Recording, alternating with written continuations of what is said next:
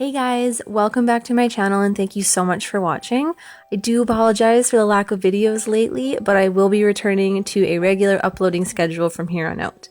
Today I'm going to show you how I made this super awesome ramen cake, so let's get right into it. So I've already baked off an 8-inch round half ball cake, and I have the pan here that I'm going to line so that I can fill my cake inside the pan so that it keeps that nice round shape.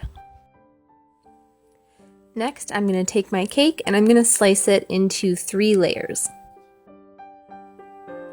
I'm going to take that top piece and put it into the bottom of my pan, and then I'm going to brush on some simple syrup to keep my cake moist, and I'm just using some chocolate Swiss meringue buttercream to fill my cake.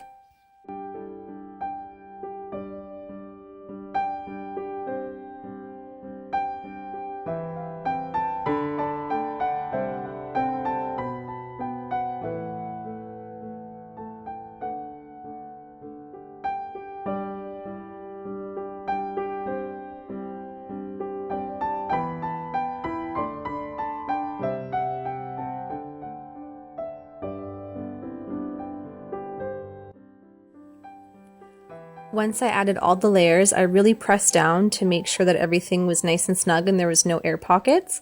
And then using the top of my pan as a guide, I'm just going to slice off the excess so I have a nice, smooth, even surface. Once I've done that, I'm going to pop it into the fridge so that it can firm up before I try to take it out of the pan. Because I lined my pan with that saran wrap, it popped out really nicely, and I just flipped it over onto this cake board, and I'm going to trim off the very top of the cake so when I flip it back over it sits level. And I'm going to use some more of my Swiss meringue buttercream and apply a thin layer to trap all those crumbs.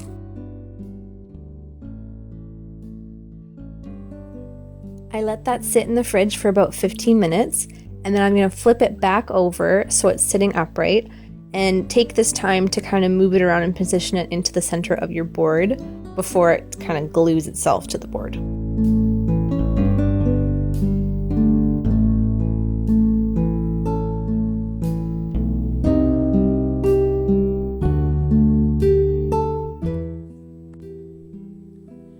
Next, I'm going to finish crumb coating the top of my cake, and then I'm going to add another thin layer of buttercream all the way around the sides as well.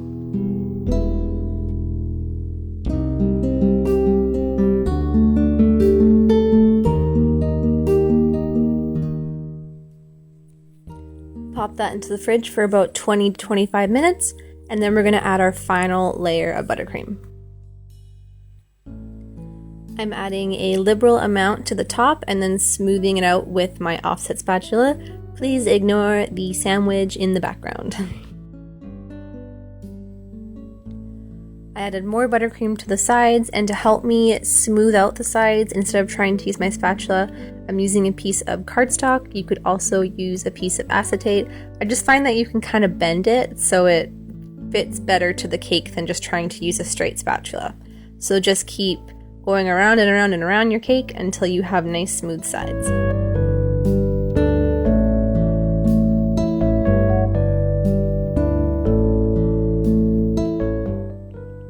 I pulled all that excess buttercream that had built up around the sides into the center, and then I kind of just patched any areas that I thought were a bit bumpy. Don't worry too much about how the top of the cake looks because it will be covered anyway. Next, I'm going to move on to my fondant. I'm rolling out a long band of white fondant, and then I measured the height of my cake and how much I'm going to need to wrap all the way around. And then I cut that fondant using those measurements.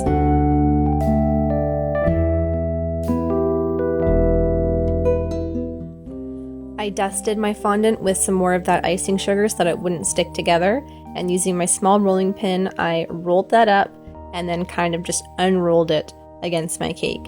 Take your time. It doesn't matter if it doesn't fit exactly all the way around the bottom or the top. You just want to make sure that you have enough of a lip that it's going to look like a bowl. Using an X-Acto knife, cut a seam at the back, try to get it as straight as possible, and don't worry if the tops don't match up exactly because that will be covered. And then using a scrap piece of fondant, I'm just kind of smoothing out the fondant against the cake as best I can and trying to adhere it all the way from the top to the bottom. And then using a pizza cutter, or again your X-Acto knife, just trim away the excess at the bottom. And here you can see I'm just working around the top and trying to get it as round as possible. Don't worry about it looking perfect. Mine certainly doesn't. You just want a general bowl look.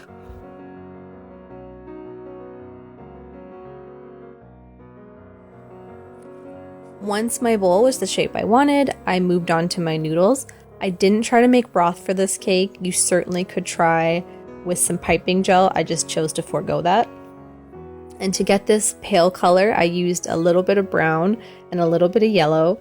And to this, I added quite a bit of shortening to really soften it up because I'm going to use a clay extruder. You could roll them out piece by piece. It will take you forever. I definitely recommend a clay extruder. It'll save your butt when it comes to time management, and they are relatively cheap. I will link the one that I'm using below. So I just made a bunch of noodles and then I just arranged them on top of my cake how I thought they looked good. Try to keep them from looking too bunched up. You just want to spread them out so it looks kind of sporadic.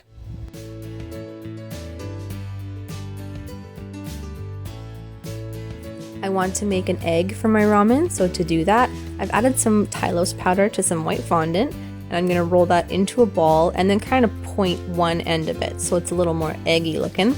And then I'm going to set that aside before I carry on so it can firm up a bit.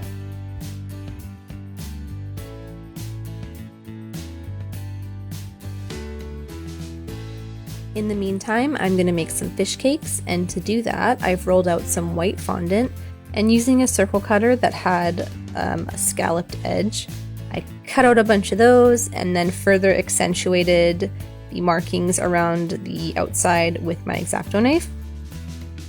And for these little swirly pattern, I just used some pink food coloring and a fine tip paintbrush.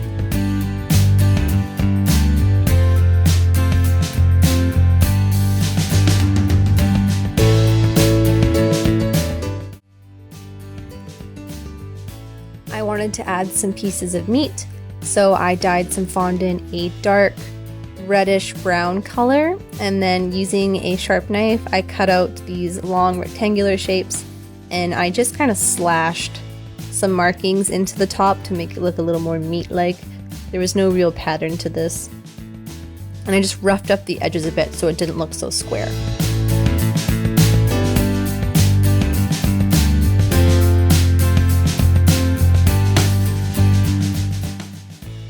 To finish those off, I just brushed on some straight brown food coloring to give each piece a little more depth. I decided to make some shrimp for my ramen, so to do that, I rolled out a tube shape and then made one end a little more thin.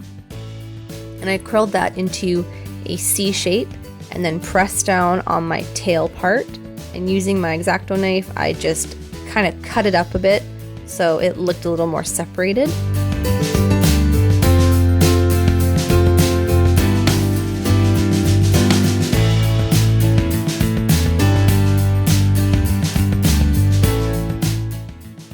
And then to color these guys, I used my fine tip paintbrush again with some orange food coloring, and I just added some stripes and then filled in the tail.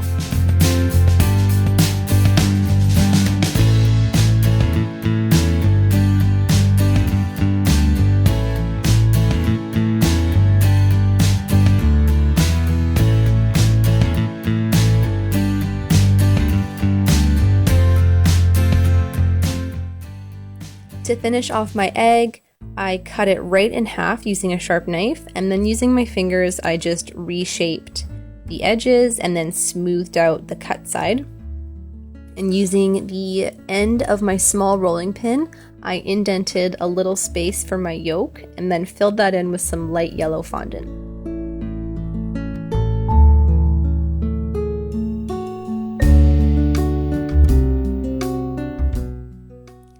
Lastly, I wanted to create some green onions to sprinkle on top.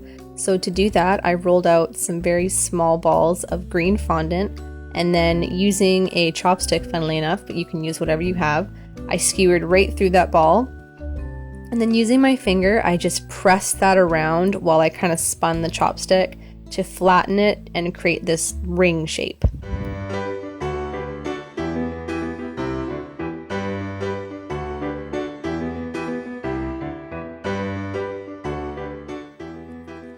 And you're done. I added everything to the top of my cake, and I also used some real chopsticks to garnish the side.